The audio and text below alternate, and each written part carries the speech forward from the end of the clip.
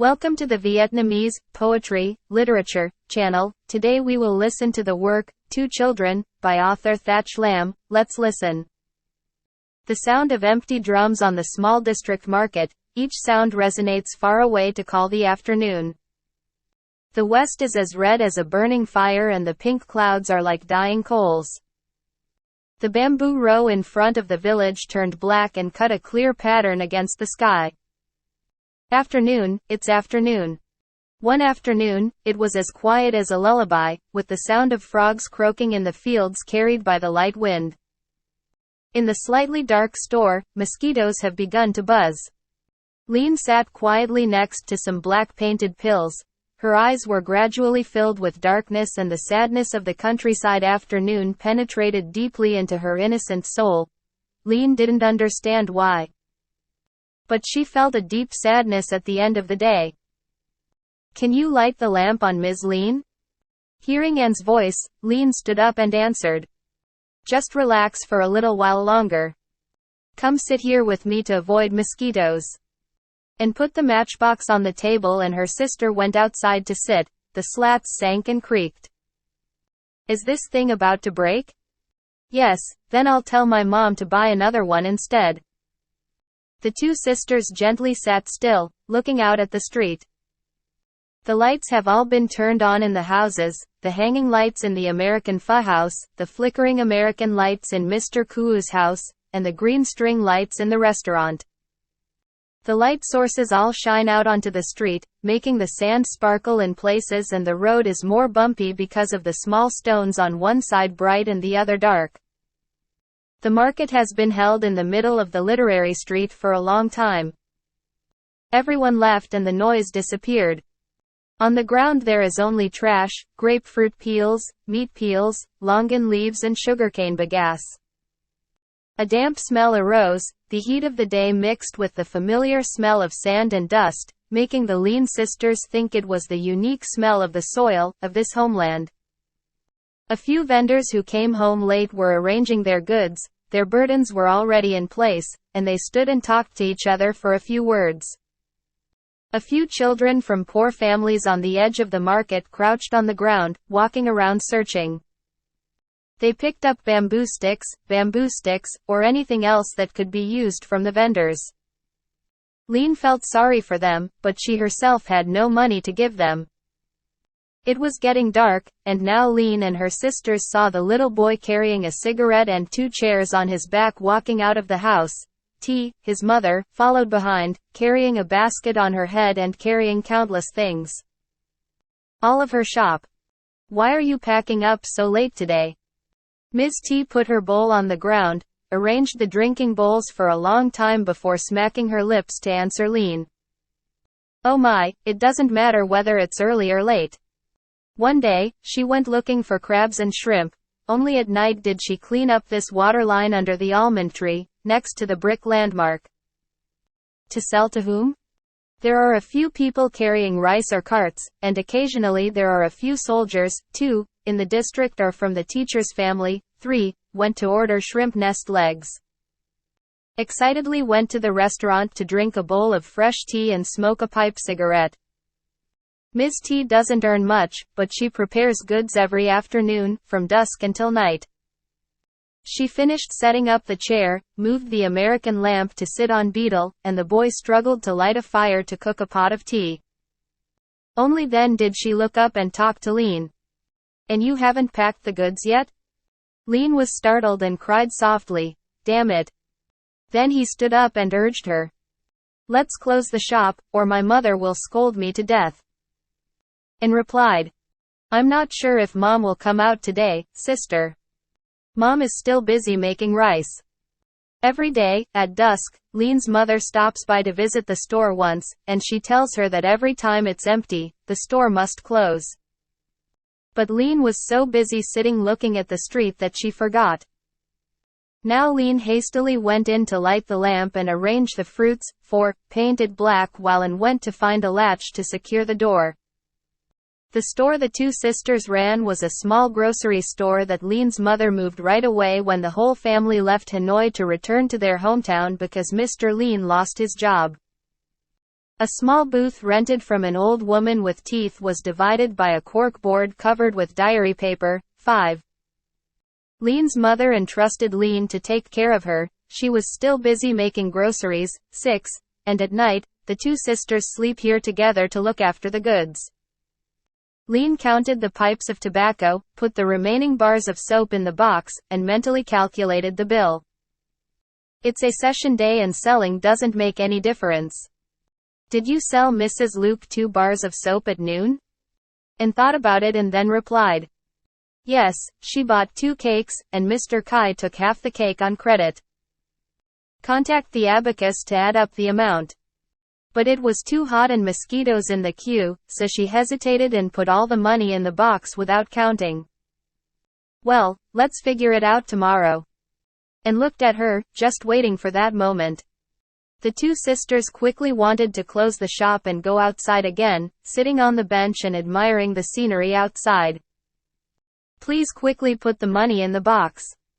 A key she wears on a silver chain. 7. At her waist, she cherished and was proud of the belt and buckle, because it showed that she was a grown and capable girl. Ah, what are you doing, little girl? Hearing the words followed by a burst of laughter, Lean and her sisters didn't need to look away to know who was in line. That's Mr. T, a slightly crazy old woman, who still buys wine at Lean's shop.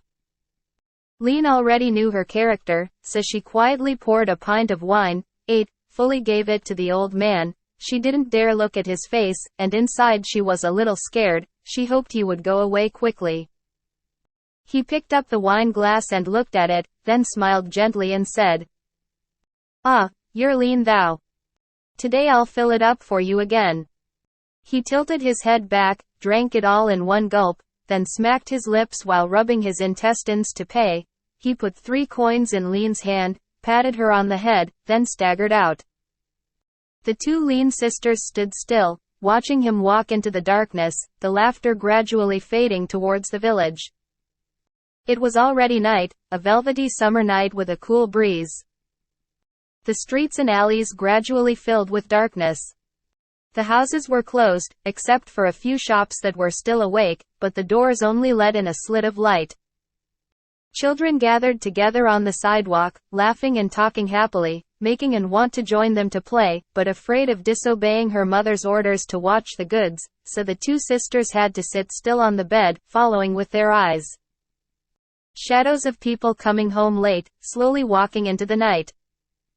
In the sky, thousands of stars compete to sparkle, mixed with the light streaks of fireflies flying on the ground or climbing into tree branches. And Lean quietly looked up at the stars to find the Milky Way river and the duck following Mr. the Nong. The universe is vast and deep to the soul. 2 children. It seemed like it was full of secrets and strangeness and tiring the mind, so for just a moment the 2 sisters looked back at the ground. At the intimate halo of light surrounding the flickering lamp on Miss T's row. Towards the district, another small and yellow dot of fire floated away in the dark night, disappeared, then reappeared. And pointed his hand and told her, Look, Mr. Sio's Pho restaurant has arrived. The sound of the heavy pole was clearly heard, the smoke following the wind blew towards the 2 sisters. Uncle Sio had approached and placed the burden of pho on the road. He bent down, rekindled the fire, and blew on the bamboo. His vast shadow fell to the ground in an area and extended to the fence on both sides. And Lean smelled the fragrant smell of pho, but in this small district, the gifts Uncle Sio sold were expensive gifts that the 2 sisters could never buy. Lean remembers that when she was in Hanoi, she could only enjoy delicious and strange gifts. At that time Lean's mother had a lot of money, and she could go out to the lakeside and drink cups of cold green and red water. In addition, the memories recalled are not clear, just a bright and sparkling area. Hanoi has so many lights. Since Lean's family moved here, since this store opened, every night Lean and I have had to sit on a bamboo bed under the eagle tree with the darkness of the surrounding street. The dark night is very familiar to Lean, she is not afraid of it anymore. It was all dark, the deep road to the river, the road through the market to the house, and the roads to the village were even darker. Now only Ms. T's small lamp and Mr. Co's stove remained to illuminate a sandy area. In the shop, Lean's lamp was turned down low, with sparse beads of light filtering through the bamboo canopy. All the streets in the district are now reduced to Ms. T's water shop. Another family of Mr. Ms. T waved a dry banana branch to chase away the flies crawling on the food items and slowly said, "It's so late and they haven't come out yet, right? I want to talk about the soldiers in the district. The family members of the old man and the green man, 9, are her regular customers." Uncle Co replied absent-mindedly. Today the teacher also had shrimp nests. It's easy for them not to have to call. Mr. Zam and his wife contributed to the conversation with a few sounds of the bow guitar in silence. The boy crawled onto the ground, outside the mat, and played with picking up dirty trash buried in the sand on the side of the road. Those people in the dark hope for something bright for their poor daily life. Anne and Lean were so sleepy that their eyes were closed. However, the two sisters still tried their best to stay up a little longer, before closing the door and going to bed. Mom still told me to stay up until the train gets off. The railway passes right in front of the street, to sell things. Maybe there will be a few buyers. But like every night, Lean didn't expect anyone else to come and buy. Besides, they only bought a box of matches and 2 packs of cigarettes that night. Lean and I tried to stay awake for another reason, because we wanted to see the train. At 9 o'clock there is a train in Hanoi passing through the district. That is the final operation of midnight. And lay down with his head on her lap, his eyelids about to fall, and told him, "When the train arrives, please wake me up." "Yes, just go to sleep." Lean gently fanned in and smoothed her silky hair. The baby's head grew heavier on Lean's body. She sat still without moving. Through the leaves of the branches, thousands of stars still sparkle. A firefly clings to the underside of a leaf. A small green light flickers, then the almond flower falls gently onto Lean's shoulder, sometimes one by one. Lean's soul was completely quiet, with vague and incomprehensible feelings. The drum holds the watch, 10, in the district let out a short, dry sound that did not resonate far away, then immediately sank into darkness. People were absent forever. On Ms. T's row of chairs there were only 2 or 3 workers sitting drinking water and smoking water pipes. But after a while, coming out of the district town, 2 or 3 people were holding lanterns and swaying long shadows. A few workers from the customer shop went to pick up the owner from the province. Uncle Co craned his neck to look out at the station and said, "The recording light is out there." Lean also saw a blue flame, close to the ground, like a ghost. Then the sound of a train whistle echoed somewhere, in the dead of night, stretching out with the distant wind. Lean woke me up. "Wake up, Anne. The train has arrived." And stood up, rubbed his eyes with his hand to wake up completely. The two sisters heard a loud noise, the sound of a car screeching loudly. A puff of white smoke flared up in the distance, followed by the soft noise of passengers. In recent years, business has been poor, so there are few people coming or going. Sometimes the two sisters wait and see no one. In the past, at the station, there were a few restaurants open to welcome customers, with lights on until midnight. But now they're all closed, and it's as dark and silent as the street.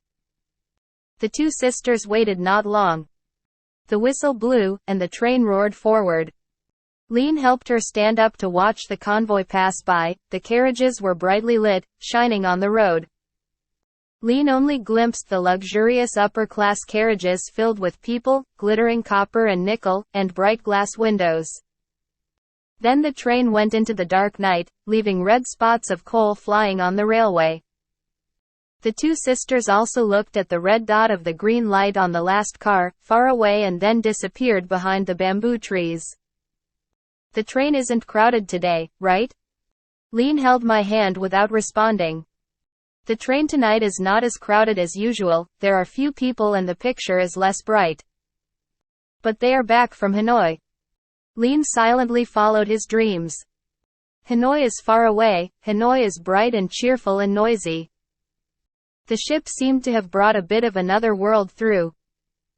A completely different world for Lean, completely different from the glow of Tiz lamp and Uncle Sio's fire. The dark night still surrounds us, the night of the countryside, and outside, the fields are vast and quiet. Go to sleep, sister. Lean patted my shoulder and sat down. And also sat down and rested her head on Lean's shoulder. The sound of the train had become fainter, and gradually disappeared in the darkness. One could no longer hear it with one's ears. The stars in the sky still sparkle. The whole district town is now completely quiet, only late at night, the sound of drums holding watch and the sound of dogs biting. From the station, the darkness mixed with the silhouettes of people walking home. Ms. T was preparing her things and Mr. Sio had already carried the goods into the village, while Mr. Zam and his wife had fallen asleep on the mat. Lean turned to look at her and saw that Anne was also fast asleep, her hand clutching the hem of her shirt and her head still resting on her shoulder. Lean looked around at the dark night, the wind had cooled and the fireflies were no longer there. She bent down to help me get into the line, her eyes narrowed. She locked the door carefully and turned down the light placed on the black painted pillbox. Then Lean came to me and lay down. She rested her head on her hands and closed her eyes. The feelings of the day subsided in Lean's soul and the image of the world around her blurred in her eyes.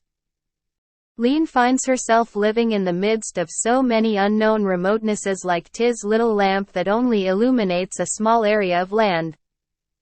But Lean couldn't think for long, her eyes gradually grew heavier, then Lean fell into a quiet sleep, as quiet as a night in the city, quiet and full of darkness. At the end of the work, please support me with the like button and subscribe to the channel to listen to more works.